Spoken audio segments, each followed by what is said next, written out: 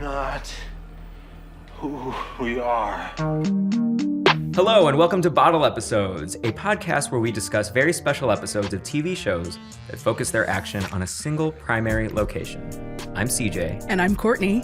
And today we are going to talk about The X-Files, which aired from 1993 to 2002, and specifically the 8th episode of the first season. It was called Ice, and the original air date was November 5th, 1993. Courtney, what is your experience with the show, The X-Files?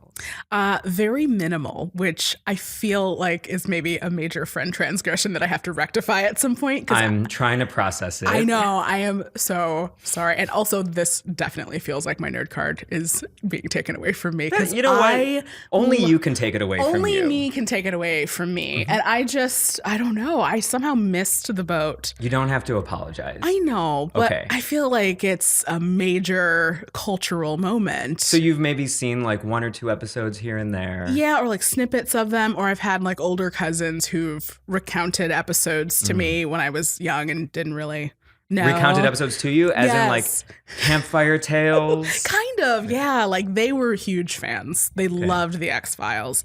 And then too, I will say, I watched what I would call an adjacent show, or maybe just like a kid ripoff version. So Weird, which was on the Disney Channel. I think you told me about this show, and I saw like a clip or two on YouTube, and I really enjoyed it. Yeah, it was really, really good, but I think it focused maybe a little bit more on the supernatural as opposed to like aliens, you know, sci-fi alien type stuff. Do you ever remember being scared by The X-Files as a kid, or it just kind of like flew over your radar? I think I was scared of The X-Files. I have like brief memories of maybe like turning the channel to it. It was like dark and they were bumbling around with flashlights and like going bump in the night. And I was like, no, I don't think this is for me. You just described all 202 episodes of The X-Files. So perhaps you didn't miss anything. Maybe I know it. You've seen the whole thing. CJ, tell us about your experience with The X-Files. I'm so glad you asked. So The X-Files captured my imagination when I was a child. It basically held my imagination hostage. Okay. I think if there wasn't X-Files, I might never have chosen the career path that I did as a media creator. I really loved like I said, the campfire tale aspect of it. The deep and endless chemistry of Mulder and Scully. All of it was very fascinating to me. I remember one of the earliest episodes that I remember watching. You ever hear people talk about the incest episode? You know what? Yes. I think I have heard of that. Yes. Oh, no. It's too disturbing to forget and doubly disturbing when you're 9 years old. Oh, no. These two brothers keep their mother under the bed and they just attack people out of nowhere. Oh, man. But we're not here to talk about that episode. We're here to talk about Ice. Yes. Mm-hmm. The plot synopsis, courtesy of Hulu, is Mulder and Scully are sent to investigate when a team of geophysicists stationed at a remote Alaskan outpost is killed by a parasitic alien life form. What were your impressions of this episode? I liked it a lot, actually. As someone who has not experienced a lot of X-Files, I felt like this one was pretty self-contained. It was very helpful. And I do understand that it's like a mystery of the week style, especially in that first season. So I felt like I could jump right in. I didn't feel like I was missing a lot of information. And I guess my first impressions of it were, is this truly a bottle? Is it truly a bottle because it is out of place? It leaves the bottle in multiple locations. At least at the beginning and the end. Right. So getting in and out of the bottle, we have some exteriors. Exactly. There's some exteriors. It's not so bad, but it is really interesting to think about what does a bottle really mean in the context of seeing how they began and end the episode. Certainly the bottle has multiple. The bottle, by the way, is the Alaskan outpost. So there is a feeling of being trapped. Yes. Right? Definitely. It's very claustrophobic, for sure. Super claustrophobic. So I think that definitely qualifies this as a unique episode in those terms. Absolutely. We're definitely funneling all of these characters in one setting and turning up the pressure, turning up the heat. And there is this sense of being stranded in the Arctic. Yeah. Battling this weird, strange, parasitic worm. Very much alone. Very much alone. The solitude of this episode. Yeah. You feel it in your bones. But certainly the quote-unquote bottle of the week has separate rooms. Right. So they're not on one physical location. They're not in one room. Right. But I think certainly the scenario is that they are trapped. For sure. So in my mind, it counts. Okay, yeah, no, I definitely felt that they were experiencing being locked down in one location with people who, it's an uncomfortable situation for them to be in. It's definitely that idea of trust taken to its furthest point. Can I trust you? Do I know? Can you even trust you? Right. You even trust you? Which was something that was really, really intense to get through. One of the most fascinating things about this episode to me is that it is so early on in the X-Files body of work. It's only the 8th episode of the first season. So almost as a counterpoint to when we discussed Community last time, by that episode in Community, the group had been through so much. Right. In this episode of The X-Files, Mulder and Scully had only been on 7 adventures together. Right. And the most telling line of dialogue in terms of where they were in their relationship is that Mulder says, "I want to trust you." Right. Which is so powerful because it harkens back to one of the series' main mantras, which is, "I want to believe." Exactly. Versus Mulder would say, "I believe," and Scully would say, "I want to believe." Right. So they trust each other. Right. But they want to trust each other. Exactly. And maybe at this point, only 8 episodes in, that trust is conditional. Right. And conditional trust is so fascinating to play with. Absolutely. Between characters, especially when it's tested. Yeah. And then watching them pull guns on each other at one point. Yes. That was so John Woo. I was like, whoa. That is a stress test for a relationship. So And the only other thing I wanted to say about, is this a battle episode or not, was I've read in numerous sources that this episode was constructed to be a cost saving for the production team. Ironically, they went over budget. So in those terms, it has failed as a battle episode. It did not check save them that money. box. Nope. And not to get too off topic, but the next episode called Space is one of the most maligned episodes of The X-Files by the creator. The creator, Chris Carter, has often considered it a failure, and it's an extremely bad episode of The X-Files. Whoa. But that episode was also designed as a bottle episode. Okay. So it's also like a nice little note of trivia that very early on in the series, they were already dealing with budget constraints, concerns, going over budget. I mean, it's a very handsome and expensive show, especially for the early 90s. Yeah, it looks really great. That was one of the first things I thought about it. It looks really good, maybe with the exception of some of the CGI that does not quite hold up. Those but CG worms. Those CG worms are doing their best. They are. They're hustling. They're like, listen, we're just out here for the money shot, right? But I thought that the set decoration was really well done. I felt the claustrophobia of the space. I felt the darkness. I felt all the isolation. And then too, it just looked like a really intense laboratory that you might find at an outpost with their 90s era equipment, but it looked state of the art for the time. Yeah. So I thought they did a phenomenal job with the location. I thought they did a great job. And I was like, how is this, in terms of budget, how are they saving money on this? So I was glad that you brought that up. Well, the answer is they didn't. They did not. And the only other thing that I want to add about production design is that this episode is an homage to 1982's The Thing, or the 1938, I think, novel upon which The Thing was based. It's called Who Goes There? Oh, okay. Whether they're inspired by the novel, the 51 movie adaptation, or the 82 adaptation, all of this is drawing on this idea of encountering a weird space alien life form in the Arctic, in the Alaskan tundra, and people can't even trust who their teammates are or aren't. So in terms of your point about production design, the production designer of this episode also worked on The Thing. Oh, wow. So perfect. That there's worked out. a very distinct through line between The Thing and this episode. Yeah, I mean, I guess if they're going to do it, they're going to get the guy who made it look as nice as it did in The Thing. They leaned in. They went all in. They went for it. Yeah.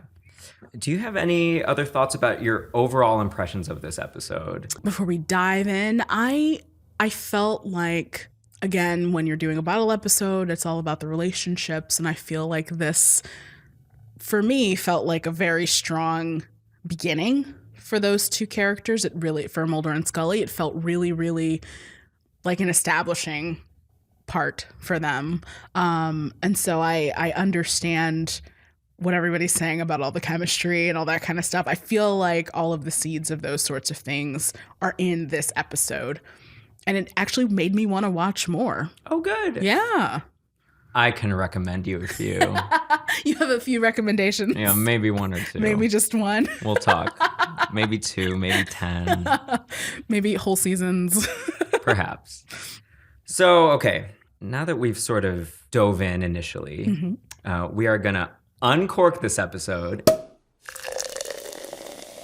And now we are headed into spoiler territory. So if you haven't seen this episode, or if you want to rewatch it and then revisit our conversation about it, feel free to stop now and come back. So the cold open begins right in that research station. Yes. And shit does not look good. No, it was so unnerving. I remember as I was watching it, I was like, this is very dark. Like I don't know what I expected. I did not expect it to be quite as dark as it was, with old boy recording his, we are not as we are. Yes. Was that what the exact line was? The line is, we are not who we are. We are not who we are. So to set the scene, this research station is in dismay. We stumble upon a dead body right there. Bam. Right off the bat. Oh, it's Friday night, 8 p.m., 1993. I'm hooked. I want to see where this dead body is going, how it got there. Yeah. And then we see some shirtless, sweaty dude. Yeah. He looks in dire straits and he starts recording a voice message. Yeah. He says, we are not who we are. Oh, man. This ends right here, right now. Yeah. Then somebody else comes by. Both of them draw guns. Yes. Point them at each other, and then bizarrely, they point the guns at themselves. And we mercifully cut to a wide shot of the research station as we hear 2 gunshots. Yeah. Go to credits. That open is so intense. It's so good. It was very bloody. It was bloodier than I was expecting. I decided to eat breakfast and watch this episode. Was a mistake.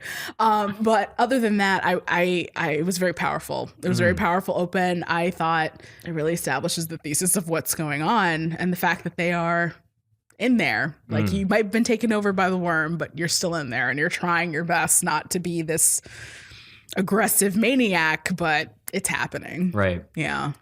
Yeah. The X-Files cold opens I remember them just being almost like little short films in and of themselves. So it's a pattern throughout the series. Oh, it is. Okay. Where it drops you into this oftentimes bizarre scenario that is very grisly. A lot of murder and mayhem either has occurred or is about to occur. But especially in this cold open, I was intrigued to see that is the only line of dialogue in this cold open. Yeah. It's very visual otherwise. It is, yeah.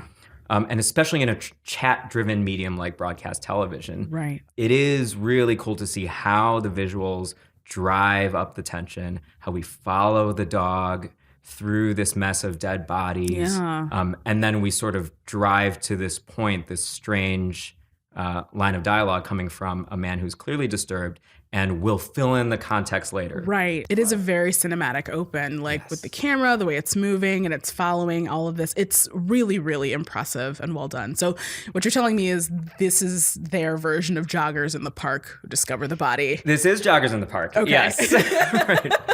Right. With all due respect to Law and Order. Yes.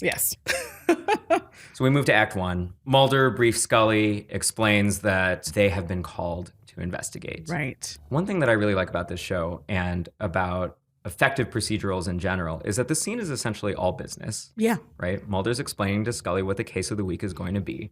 But the director, David Nutter, who is a television veteran, he directed the Flash pilot. Oh, I love the We love the Flash.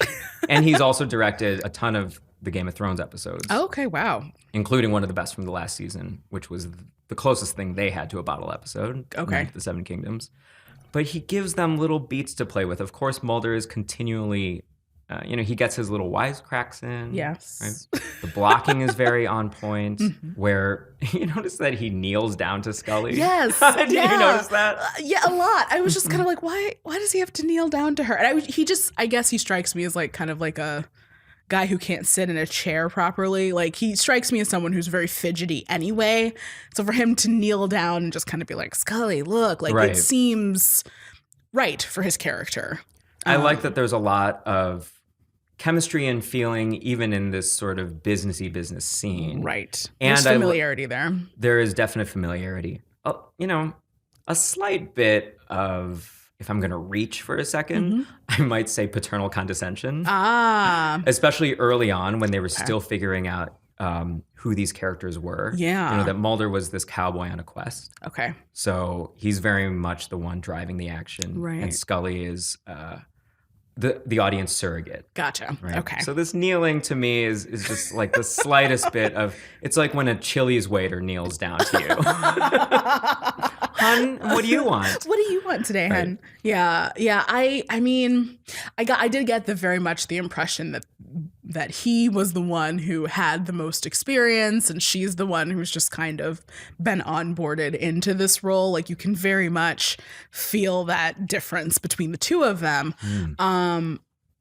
But I did read somewhere, apparently, that this was an episode where she first starts to kind of really show her smarts. Like, this is how she's reasoning her way through this circumstance. So it was really interesting to me to see her being, I mean, obviously it becomes the crux of her character from my understanding, be very skeptical about this whole situation and just sort of be like, all right, we're going to go up there and we're going to do our best to figure out what's going on. But we have this tiny window to do that in. Let's just go. Either and I did like that he pointed out, either, they think that this is a cakewalk or we are expendable. I love that. Yeah, there's two options here. I love that you picked up on this dynamic already, considering you didn't see the pilot. You don't really have any idea of the setup of the show. Certainly that's exactly what it is, which is that he had been on the X-Files for a number of years now, and Scully was brought in by the shadowy figure higher-ups to sort of babysit him or present his work through a scientific lens, such as to debunk his work. Gotcha. But then she ends up kind of getting ensnared. She believes. She ends up believing. It takes her about 8 seasons to do it. She gets there, though. Girl gets there in the end. I will say, like, just seeing how babyface Gillian Anderson is in this, I'm just like, whoa. And it didn't dawn on me until I saw, like, they showed the video that was recorded in the lab, which, by the way, is way freakier than what it looked like when he was actually recording. It's so unnerving. That's such a good point. It's so unnerving. It is a nice little glimpse into this found footage horror subgenre that would sort of take over 6 years later. Yeah. But I didn't realize the show actually was being filmed in 1993. I don't know why I always think it's more mid to late 90s than it is. Maybe that's when it hit its zenith. That's when it hit. This is very pre this show's status in the zeitgeist. Gotcha. And the only thing I want to say about that scene before we move on, what the director gives or what Gillian Anderson gives her is this notion of being more disturbed by the case details right off the bat. Yeah. She seems more emotionally unsettled. Yeah. Whereas it kind of just seems to be like another case of the week to Mulder. Yeah, it's old hat to him. Yeah, that definitely comes across because, I mean, again, like you said, she's the audience surrogate, and I know I felt deeply unnerved by what was happening in that station. Likewise, it makes sense that she would also be very, very put off by what's happening. And like, I want to find this out, but I also just kind of want to get in and get out of there. Precisely. So the action moves right along. They end up flying to Alaska where they meet this team that they're going to end up going to the base and investigating the deaths with. And the team includes a geologist named Murphy who has this weird, fun, interesting quirk of listening to old football games on his Walkman, and then 2 no-nonsense medical doctors named De Silva and Hodge. De Silva played by a young Felicity Huffman. Felicity Huffman. It took me a second to place her, and then I went, oh, it's Felicity Huffman. Yes. Oh, it's Felicity Huffman. It's Felicity Huffman. Happier times. Happier times. And Hodge, who I know as the actor's name is Xander Berkeley, and he had a compelling role on 24 as a character named George Mason, who starts off as an asshole character and then ends up valiantly sacrificing himself for the greater good. Oh, very nice. Yeah. He does asshole really well. He does. He does. I believe he was on CSI too. I'm sure he was. Right. He's one of those faces. He seems like, it's that guy. Like you see it's him that guy. and you're like, oh, yeah. He was in that thing. And then before you know it, you've listed like five shows. So he did a really great job in this episode. Yeah. And finally, the, I guess, no-nonsense hippie type named Bear.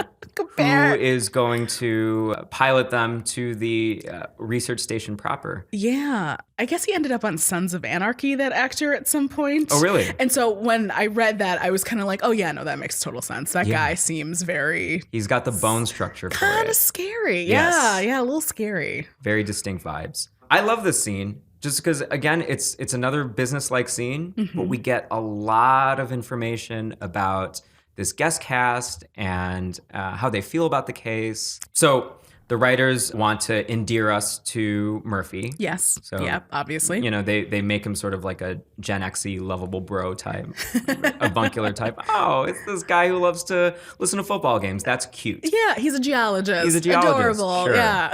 And then these doctors, I think they're just a pair of wet blankets. Yeah. It doesn't take too long to figure out that they are meant, narratively speaking, to be this foil to Mulder and Scully. Yes. An anti-Mulder and Scully. Yes, 100%. Yeah. And they come off like that right off the bat, especially Hodge, who, just upon introducing himself to the group, demands to see everyone's ID. Exactly. And he says, well, I just want to know that we are who we say we are. Yeah. Continuing to further this theme of distrust and dual identity. Right. So anything else you want to say about that scene? Well, I will say that it just seemed like right out the gate, Dr. De Silva, as played by Felicity Huffman, just quiet. Like she felt almost mute the entire episode. And I thought that was really weird. Like she's I felt so that was damselly. She's so damselly the whole time. And I didn't know how to feel about the way she was interacting with Hodge. Yeah. Well, I think very highly of this episode. And so all of the flaws that I'm going to point out are very nitpicky. Gotcha. I think that they didn't have much time to establish the character or give her remotely anything interesting to do. And then by the end of it, when the question becomes who the hell amongst the group is infected, and then it ends up being her, it's a little like, well, she hasn't been established so that it can be her. Right, exactly. Right? Yeah. And so I do think that's a little bit of a flaw where we really don't have anything to go on her at all. She only makes character choices that are very damsel in distress-y. Right. She's extremely helpless. And I thought that was, I don't know, a missed opportunity. Yeah. And I'm like, you're a toxicologist. Like, you should be all up in this. Correct. Way more interested in this than even possibly the medical doctor. Like, I think you would be far more like, well, where is this coming from? What is this about? More questions. And I don't know if that's just a function of it being like the early 90s. I don't know if that's a function of it just, again, limited time to develop that character. Yeah, it's like... What, in 93, it would have been maybe 44 minutes of story, 42 minutes of story. Yep. And, you know, there's a hierarchy. Obviously, you have to take care of your main characters first. Right. And they do establish the guest cast very nicely and very economically. And then she's just character speaking the runt of the litter. Right. She's got nothing to play with. Yeah, you do feel a little bit like, oh, and also she was there. Like, also, we have a toxicologist. Right. Like, And in terms of this being an investigation story, I was trying to do my best to keep track of who was contributing what to the investigation. You know what they give her to do? She says, oh, I checked the air filtration system. There are no signs of any toxins there. And that's it. And she looks into the microscope a few times. Like, like that's it. She's there to be the infected. Right, exactly. That's essentially at one point she does yell, I'm not your assistant. I'm like, I know, but you are. Like I had the exact same reaction. I'm like, ooh. But you are, though. So then we finally get to the good stuff, which is they get to the research station. Yeah. They stumble upon the spate of dead bodies. I've seen this episode 20 times. This is the first time where I was like, it must fucking reek in there. Yeah. It would have been so gross. Those dudes were bloody. Those dudes had shot themselves. Like, it was very intense. Also, they make a point somewhere around Act 2 that the heating system was malfunctioning, so it's hot in there. I actually don't know from a writing standpoint why they did that. Yeah. Why do you think they made a point to say that it's hot in there?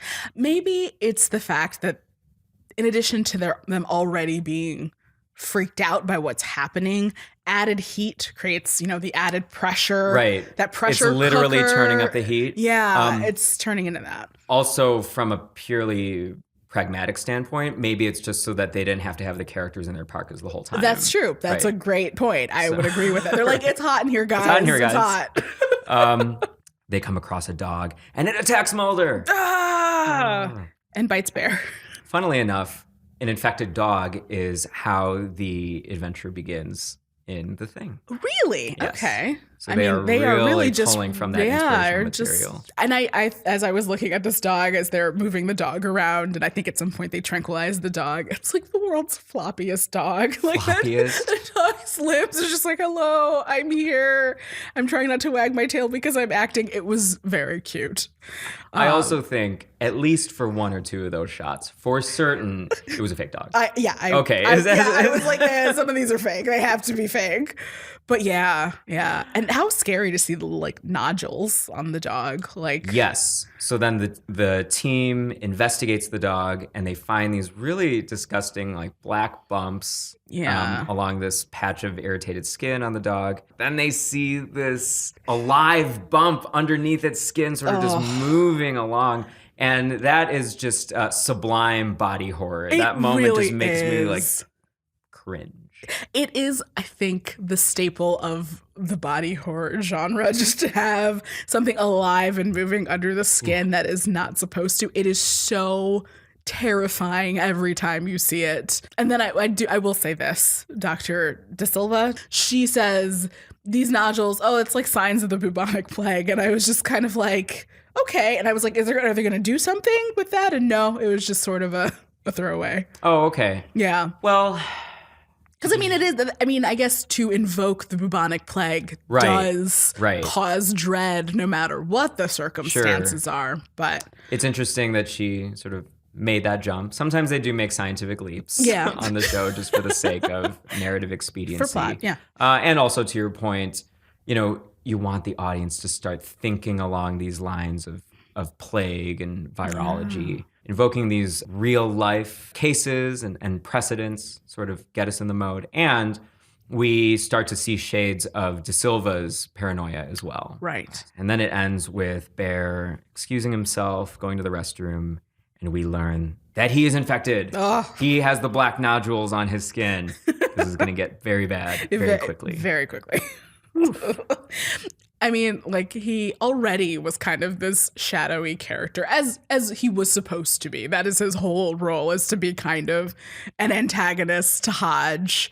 So when he is the first one infected, I was like, wow, I thought it would build a little more. I thought it would be someone else. I don't know why I thought it would be somebody else, but for it to be Bear immediately makes perfect sense. He's the pilot. They can't get out without their pilot. So exactly. Obviously it's going to be him first. Right. But it was just really interesting to watch him be super paranoid about it, just to be trying to evade detection when he just so clearly was infected. I think that it's so skipping to Act 2. Shall we skip to Act 2? Yeah, let's go for it. So once Mulder suggests that they shouldn't go back to the mainland to prevent risk of infecting the rest of the population. One, that's reasserting Mulder and Scully's status as selfless heroes. Mm-hmm. Thank you, broadcast television. Thank you. But also, what I really liked about Act 1 and the beginning of Act 2 is that they are all kind of working as a team. It's very egalitarian. Yeah. That if you just tuned in on just this first act, you really would have no reason to think that Mulder and Scully were the protagonists,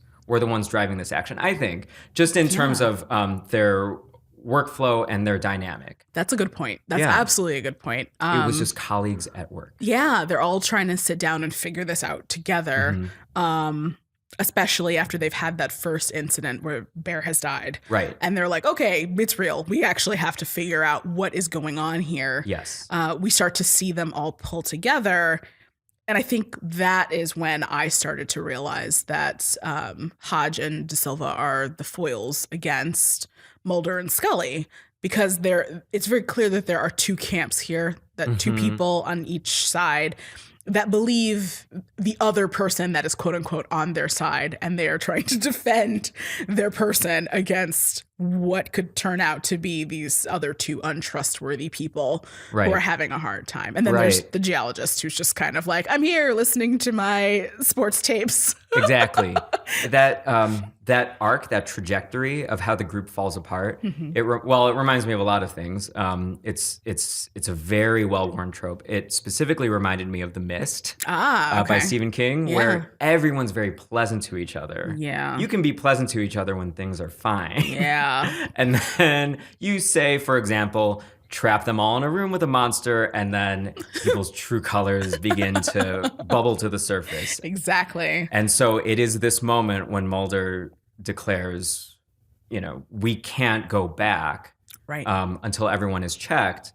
Do the lines in the sand begin to form? Right. The egalitarianism is done. Right.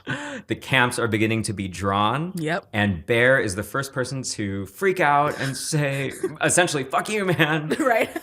He makes a run for it. And that's when they find the worm crawling under his skin. Yeah. Which, again, got under my skin. Yeah. Oh, it's so gross. Like, Real quickly, before I forget, I want to call out the amazing special effects work. Notice I said special effects and not visual effects. Special effects wise, they created that icky worm crawling under the skin moment with a layer of fake skin. Oh. And then they would pull these like custom shaped beads along on a wire. Whoa. So I thought that was really cool. Again, always, I will say this. If it is a practical effect, it will never look bad. It will always look really good. Right. So good on them for doing that, because it did look legit. Yeah. And it's just so unnerving. And the sound design completes the effect. It does. With the squishy noise. Oh, no. Oh, you're not here for it. In my dreams, it will be there. Just waiting. Like a worm in your brain? Like a worm under my skin. And the other effect of the worm, when it was seen, being held by someone in clamps, it was an actual worm. Yeah, it did. I was like, that's a real worm. Yeah. Like, that's an actual worm. And good on them for just being like, it doesn't need to be any weirder than this. We can just have it look exactly like this. Well, initially, someone had suggested that they put a baby snake in a latex suit. And that sounds really cute. And there's this special effects artist on this mini featurette that I found on YouTube where she's like, and I just looked at him and I was like, you can't do that. Good for her. Put your foot down, girl. Be like, no. She's like, how about we just get an actual worm? We're not doing that. We're not doing that. And they end up extracting the worm from his person. And long story short, he dies. He dies. Right. He's dead, Jim. Like, I really wanted Scully to say that. She got so close to saying, he's dead, Jim. Like, it was so good. Maybe she said it right after we faded out on Act 2. Exactly. Or he's she's dead, just like... ... fade. Jim. Period. Yes. It was great. They figure out how exactly this worm works. It feeds off a hormone or a neurotransmitter that produces violent behavior in the brain. And it only kills the person upon removal, at which point it releases a toxin and kills the host. Yeah. So you could really tell that the writers did their best to do their homework in terms of how a parasite would act. Yeah. It brought me back to I guess ninth grade biology or whatever, when they discovered what the solution was for a cholera outbreak. And the solution for a cholera outbreak is clean water. You get sick from unclean water, but the only thing to solve it is to have fresh, clean water for somebody to drink.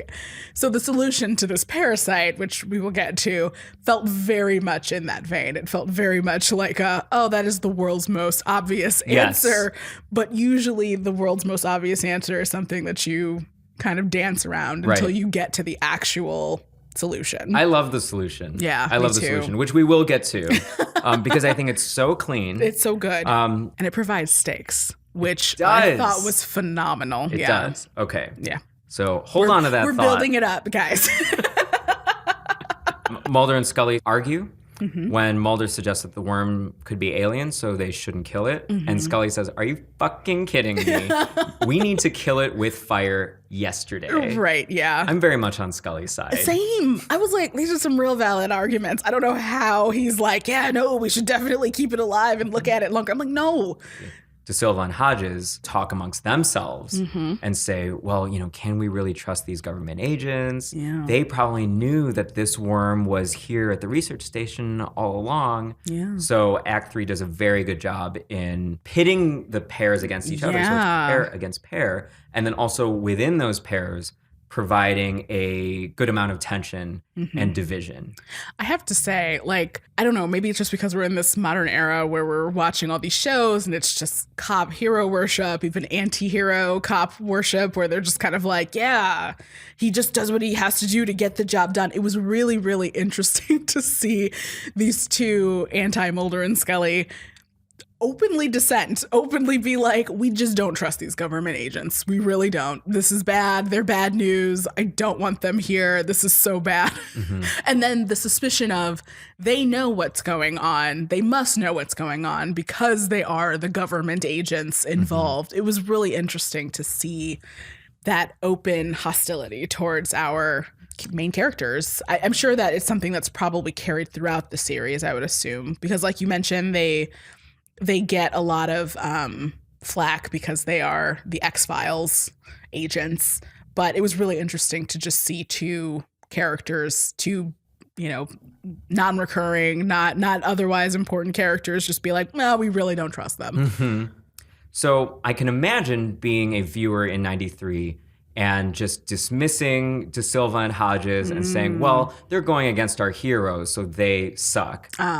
Looking at it with a more balanced eye, I want to get your thoughts on, do you think that they're overreacting? Do you think that they're being over-paranoid? Or do you think that they're being human? And do you think that they are doing more what people are likely to do in this situation of being trapped in this scenario where these two law enforcers that they don't know are calling the shots? What are your views on their behavior at this point in the episode? I think for me, they were immediately sketchy, just by virtue of the fact that they went in so paranoid already. I guess I could feel that it would definitely pay off in the tension of, we don't know who to trust. They already don't trust anybody. The fact that it's their default mode. Right, that it's their default mode. I'm like, that's going to cause issues. Yeah, okay. And I guess my question would have been, who decided that these were the two that should go up there? Knowing that something crazy happened. And this is my other issue, I think, too. I don't know exactly what the credentials were. Of them being sent up unclear. there. That seems really unclear to me because, we as an audience understand why Mulder and Scully are being sent up there. Obviously, this is something that is in their wheelhouse. We understand why a geologist is being sent up there, and we understand why a medical doctor and why a toxicologist are being sent up there. But again, back to that issue of we just didn't have time to necessarily establish all the characters in the way that we wanted to. It was never made clear what made them important enough to go on this trip. And therefore, it was not justified enough to me, their immediate paranoia. That is an excellent point. Because if the government is sending this team up there to investigate and ultimately keep it all hush-hush or what have you. Exactly. Then were they just medical doctors? Were they local to DC? Were they local to Alaska? Yeah. Why didn't they have some pre-existing government connection? Right. I guess the answer is that they had to be more like civilians so that they could distrust Mulder and Scully Gotcha. for being law enforcers. Yeah. Because even Bear, in his short 2-second intro, was like, I'm the only person willing to fly up there. Right. We can see from his person and how he's carrying himself, okay, he's a cowboy. He's out here in Alaska doing what he wants. They must have paid this dude some good money. And he said, yeah, sure, I'll get him up there. You can make that leap with Bear. With these two, it's just kind of like, what is their motivation for going up there? Is it guts and glory? Is it just they want to know what happened? I still am very murky on why they are going up there. Perhaps there was some line of dialogue in that initial hangar scene when they're all meeting each other. But beyond that, I think you're absolutely right. I think that we could have used some extra clarification on who the hell these people are and where do they get off distrusting our heroes. How dare they? And so I think either Mulder or Scully suggests that all of them strip down and examine each other. And it reminded me once again of last week's Community. That's what I was going to say. Yeah, I'm like, this is the second week where we've had we all need to strip down and do this. Is this a trope? Is this a trope in bottle episodes? I don't know if it recurs enough in bottle episodes for it to be considered a trope. However, I do think it is a little more than just a mere coincidence. I think that if writers are interested in tension and trust and distrust, a really good visual way to dramatize that or to provide comedic moments in the case of Community is to just make that visual and have these characters take their clothes off. Right. We have to strip down. We were going to be at our most vulnerable. Right. Yeah. We're at our most vulnerable. And also, barring this, we would have no other reason to trust each other. Right. Right. I found it really interesting, the differences between like the men's strip down and the women's strip down. The men's strip down seemed very much like we're taking off our clothes. The women, it felt very intimate for some reason. Like I didn't know what to make of that. I have to say, a number of things went through my mind. One is that I think maybe any garden variety television show today would have had more coyness to scenes like this. Yeah. Maybe they would have queered up even more that scene with Scully and De Silva. It felt a little queer to me. Yeah. I think I agree with you, and I'm saying it would be even more queer today. Gotcha. I will say it was really kind of warm the way that Scully was like, there was a warmth. Hey, you're fine. Like that felt really lovely. Yes. That actually felt really nice. Yes. I liked that these two women weren't at each other's throats about this. They weren't like fighting each other. It was very clearly like a sense of relief between the two of them that, hey, neither of us is infected. We're okay. Let's put our shirts back on and go out there. And then meanwhile, cut to the guys and Mulder's making like a small dick joke. Oh, naturally. So then after that, everyone goes to bed. We're just cutting to the different characters and seeing how they're reacting to the situation. Scully's moment, I want to sort of isolate and dive into because I think it's really fascinating. Yeah. She goes into the bedroom of one of the scientists who are now deceased. And she examines a framed photo of the scientist that she finds on the desk. Yeah. And also a really cool production design moment. There's a wrapped happy birthday gift on the desk. Did you notice this? No. Ah, yes. I missed it. Oh my God. She picks up the framed photo and there's a wrapped happy birthday present. Oh, wow. Whoa, that is storytelling. Holy moly. I love it. It's like these characters had a life. They were people. They cared, at least two of them cared enough about each other to get a present, to wrap it. Oh. And seeing the framed photo of the happy scientist unnerves her so much that she moves the desk in front of her bedroom door. Yeah. In a sense, isolating herself even from Mulder. Right. Yeah. So now we're seeing that she can't even 100% trust Mulder in this instance. Yeah, because I mean, the intimacy of that is a friend thing to do, or, at least a really nice colleague thing to do. Not only am I saying happy birthday to you, I'm not just getting you a card and like giving it to you. I am wrapping a gift and giving you a gift for your birthday. That is a step above and beyond. And so I was already chilled by how she was reacting by pushing that desk in front of the door. But I get why even more so she would want to do that as a result of seeing that birthday present, the framed photo and the birthday present. Right.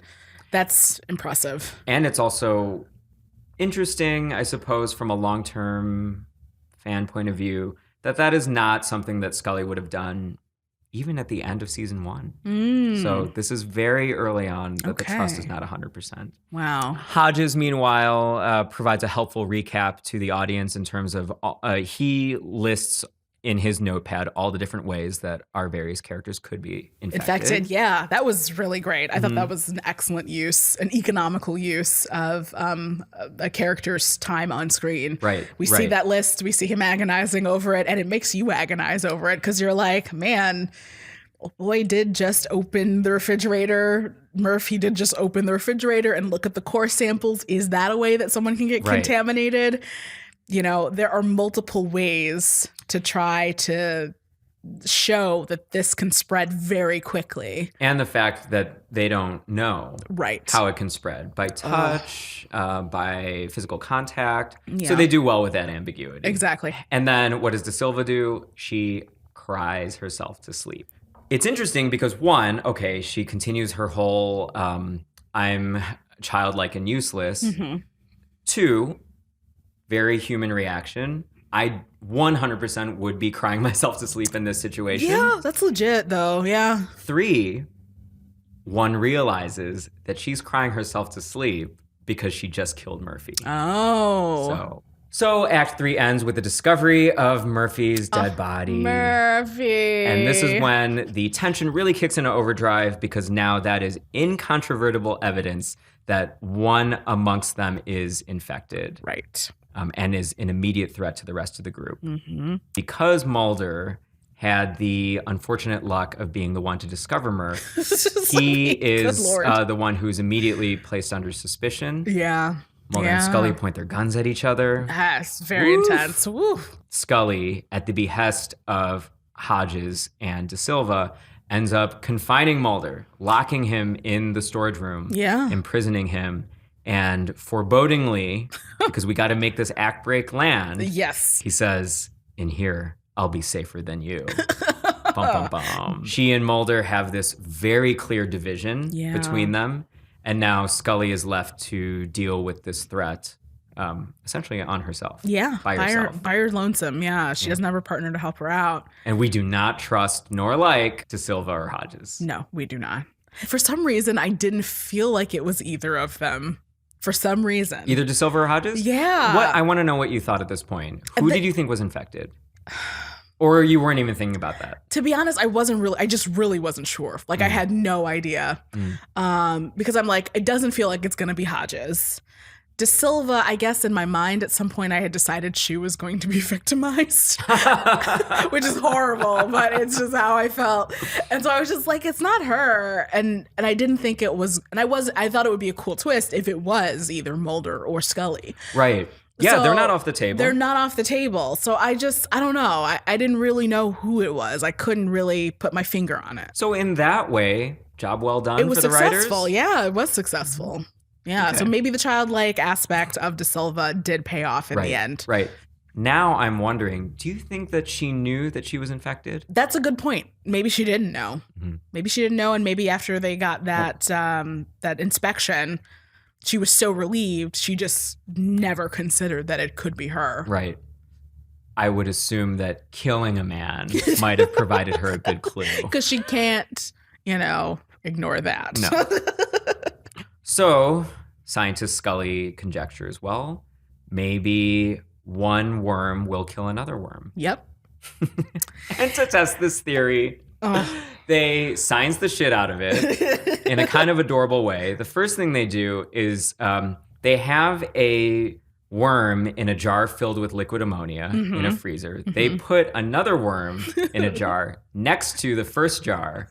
And I suppose the worms see each other through the glass of the jars. The CGI worms see each other. The CGI worms can't even stand to look at each other. They immediately start trying to fight each other. Honestly, I'm not a scientist, so maybe that does hold some weight. I don't know. Worms or parasites would sense each other's presence somehow. To me, the casual layman, it just seemed very silly. Well, I guess I immediately thought of, I forget what kind of fish they are, but it's like they tell you not to put it's either boxer Piranhas fish or something like that. I Okay. can't remember what the fish is, but there is a certain kind of fish that if it sees another of its kind will fight each other, and they are strong enough that they can break the glass of like an aquarium or whatever. So they're like, just don't do it, you know? So that kind of reminded me of that. But I was like, yeah, these worms, I don't know how they would know. Did they just smell each other? Do they have eyes? These alien worms. Right, they're aliens. We don't know what these aliens are doing out here. They came from space. Yes. But again, ingenious that they fight each other, and as a result you just need to put another worm inside of a host, and boom shakalaka, you've got so clean, so fresh and so clean.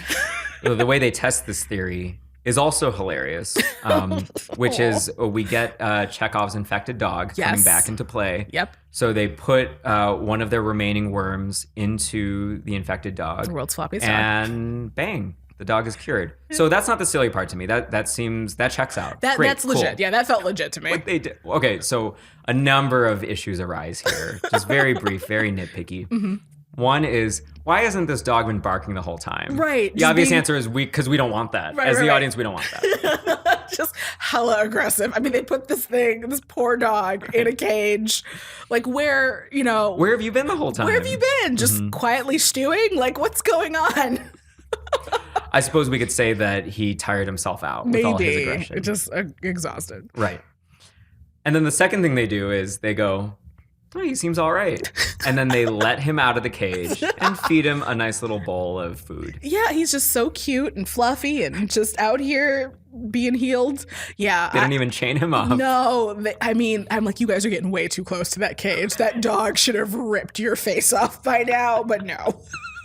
These scientists were just so sure that their theory was going to check out. Oh, man. Not to mention, I mean, that might have neutralized the infection. Right. But he can still attack someone and infect them. Again, they don't know how this foreign biological agent works. Right. They have no idea. And they're just so trusting that this dog is going to be okay. For all the distrust amongst the humans, they just instantly trust this dog. You don't know that parasite is dead. He could have ran out of that cage, bit you, and then you would have still had the same problem, except now there was another person that was infected. Suffice it to say, the dog does not remain a threat. No, he's fine. Okay, they were right. Okay, sure. But now the issue becomes, do we insert our last remaining worm into Mulder? Right. This is what I love. Yeah. This is the nature of a really killer fourth act. Yes. This was chef's kiss. Yes. Mwah. Mwah. If they give him the worm and he's not infected, he dies. Right. If they give him the worm and he is infected, he lives. Right. So yeah, this is an all or nothing setup. Exactly. I want to talk a little bit about how Scully goes back into the storage room where they were holding Mulder. Right. She informs him of their potential cure, but also the risks that it presents. Mm-hmm. This is when he delivers the line that I love so much, which is, I want to trust you. Yes. They examine each other one more time. Another great Mulder and Scully shipper moment. We're like, oh my God, they just have their hands all over each other. But it's in service of a really great moment of vulnerability between the both of them. Yeah. After they determine that neither of them is infected. Scully comes out of the storage room with Mulder. She goes, I just examined him. He's uninfected, which is just a very bare bones business line. Yes. The way she delivers it. Yeah. Sounds like a lie. If I were DeSilva and Hodges, I'd be like, 100% you're lying. Yeah, yeah. I don't know why she said it like that. Yeah. I will say this. There are elements of Mulder's performance, or David Duchovny's performance during this, where I'm like, if it were me up there, I would 100% think that dude is infected. I would, just by virtue of, and I'm sure, again, I think this goes back to me thinking of him as this kind of squirrely, fidgety dude, but I would just be like, man, you are infected. We're just going to sit here and wait until that thing kind of slithers under your skin. I feel like his behavior a little bit did lend itself to being maybe we should just put you in quarantine, my dude. Just because he is so shifty, or he's kind of shifty, but he's also just kind of intense very randomly, and I don't know if that's just a function of how he is socially. I'm not really sure, but there is something in that performance where I'm like, yeah, I would think that you were at least a little bit infected. I would want to put you in a different room just to see how you're going to handle this. I think I know what you're getting at. I think part of his appeal as a television character, and also part of what makes me think that I would not stand to be around him in real life, is that he is a little bit of a Jim Halpert, aka just being above it all. Okay. Especially in an instance like this. So he kind of naturally asserts his authority in a way that would make me suspect him. Yeah. Probably just by virtue of being annoyed with him. Right. And then too, so to have Scully like emerge from that room and just be like, I've inspected him, he's fine. You're like, really? Are you sure? Right. Are you sure you're not infected now too? Like it would to be on the side of Hodges and De Silva make me hella suspicious. So yes. All that to say that they're not totally in the wrong. Right. Except for the fact that she killed someone. She killed a dude. Hodges and De Silva have had enough, and they end up taking it upon themselves to try to insert the worm into Mulder's ear. Yes, which this was genuinely scary. Oh, yeah. Yes. Yeah, that was genuinely terrifying. Because I'm like, logically, he's not infected. Right. But also, oh God, what if this is it? What if this is it? Yeah. Our heroes at their lowest point. This attempt is only thwarted at the very last second when Hodges happens to see that there's a worm crawling under De Silva's skin. Which again, and that's when he says, Mulder, it's her. And now they chase after her. Mulder and Scully pin De Silva down. Scully shouts the weirdest line. He says, after this, there won't be any left. They'll all be dead. And that is a purely expository line.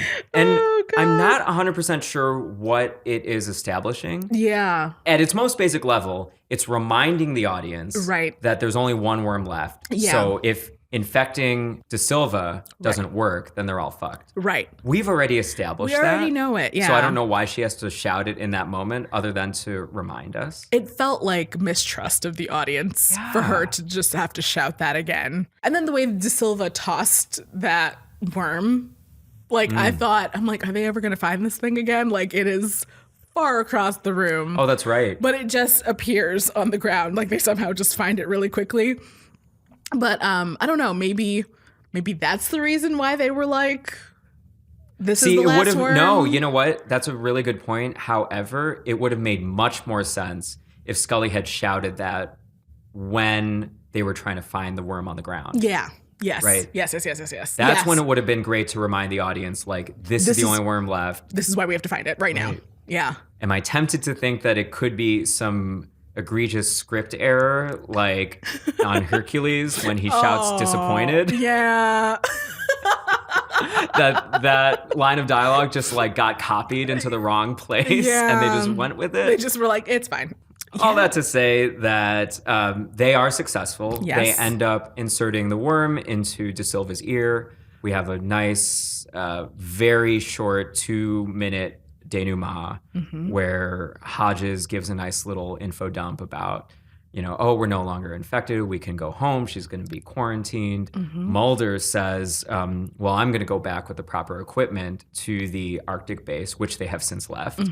I'm going to go back. More research needs to be done. We need to understand what this creature is. Hodges tells him, womp, womp, womp.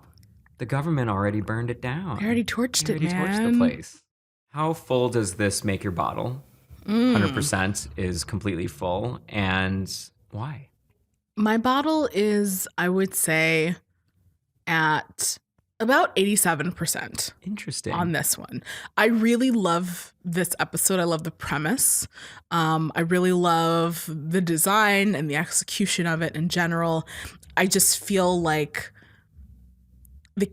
some of the character motivations were not necessarily 100% there for me. Like I didn't understand why certain things were happening. There was a little bit of fast and loose with the actual reveal of who was infected. De Silva was infected.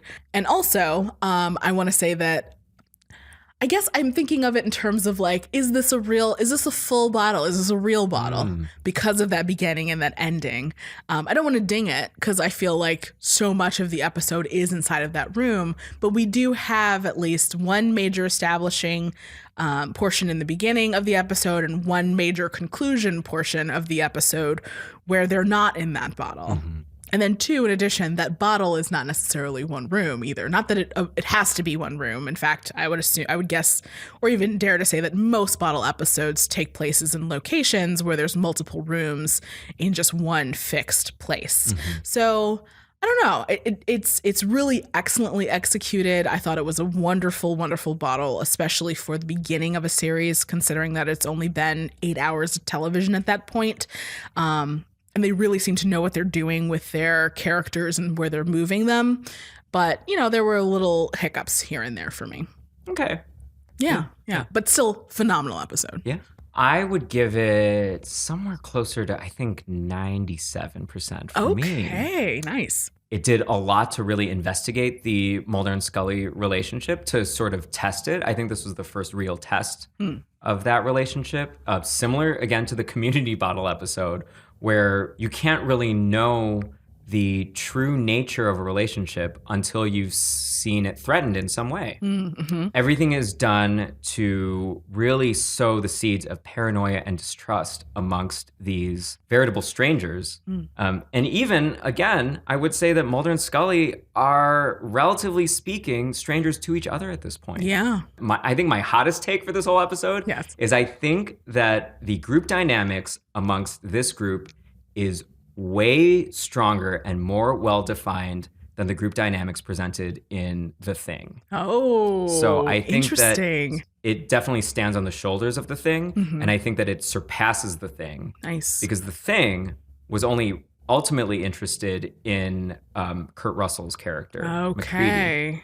It's a vehicle for him just kicking this fucking monster's ass, right? So it's not as interested in group dynamics. There's definitely paranoia. Right. There's definitely distrust. They're playing with the same themes. Yeah.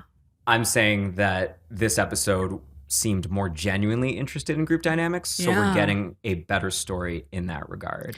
And what an interesting point, considering that the main characters it's just two of them. This is not an ensemble show.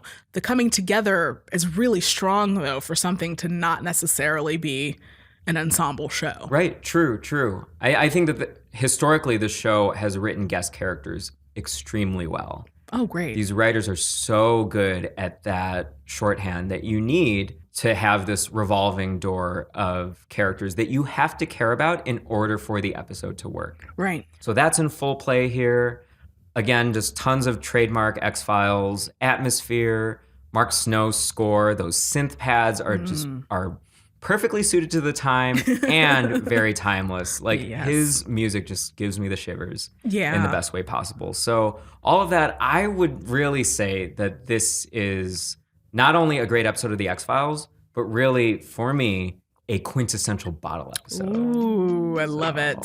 All right, this has been Bottle Episodes. If you have an idea for a bottle episode from television history we should cover, or if you're trapped in a single primary location and need to send a distress signal, email podcastbottleepisodes@gmail.com. That's podcastbottleepisodes@gmail.com. Bye. Bye-bye.